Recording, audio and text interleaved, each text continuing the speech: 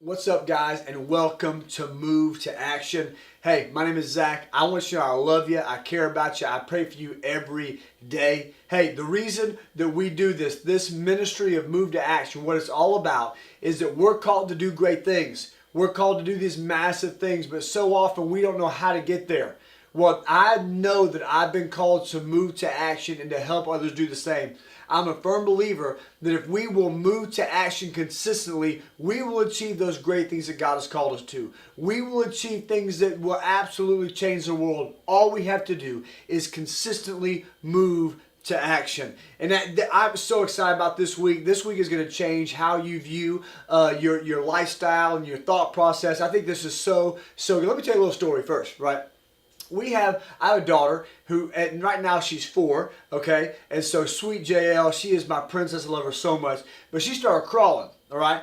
And you ever seen those people who like baby-proof their house? They put the gates in front of the stairs and they put the locks on all these things, right? It's impossible to totally baby-proof your house, right? You can't sand down the corners and make it totally safe. So here, we just tried something a little bit different. We thought we would teach her what was best. So actually one day when she started crawling, right, I was sitting by the stairs, and what I would do is every time she'd come over to the stairs, I said no, and I'd carry her away.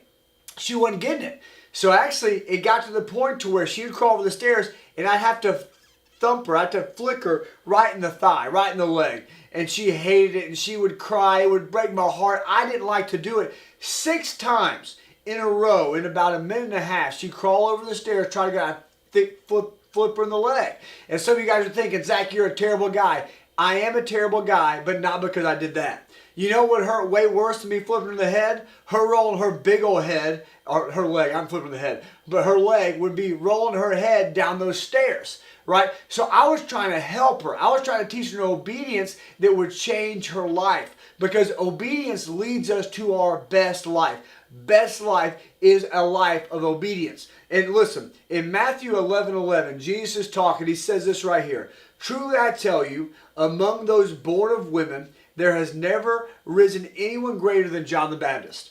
What Jesus just said in Matthew 11:11 is there's never been anybody born of woman greater than John the Baptist. The greatest of all time, John the Baptist.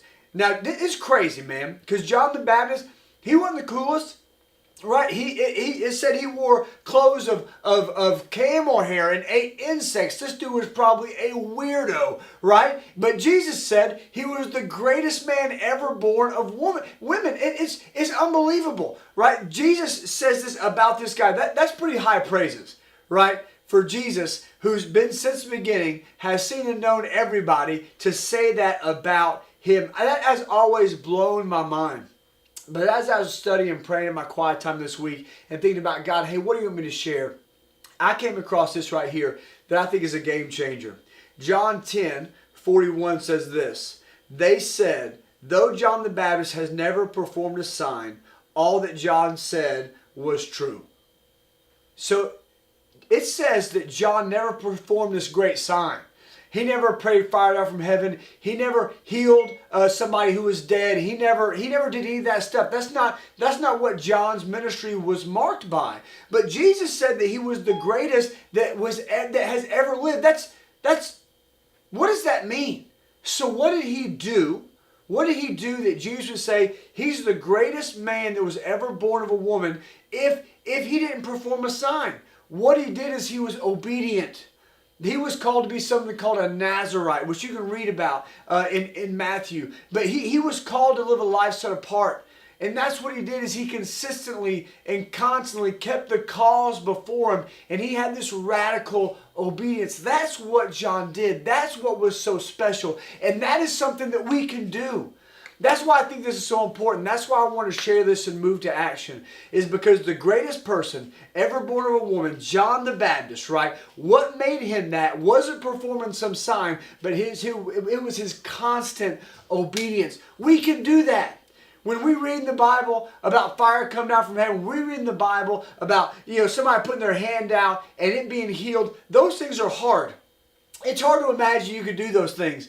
I've laid my hands on people and I pray that they be healed. And it's hard sometimes to have the faith and believe that it's going to happen. But you know what I can do? I can wake up every day and have a radical obedience. I can wake up every day and be consistent. And that is what John the Baptist did. And Jesus held him in such high esteem. I really do believe with all my heart that what God wants of us is constant obedience, is for us to move to action in obedience on a daily basis, and we will find ourselves changing the world one life at a time, including our own.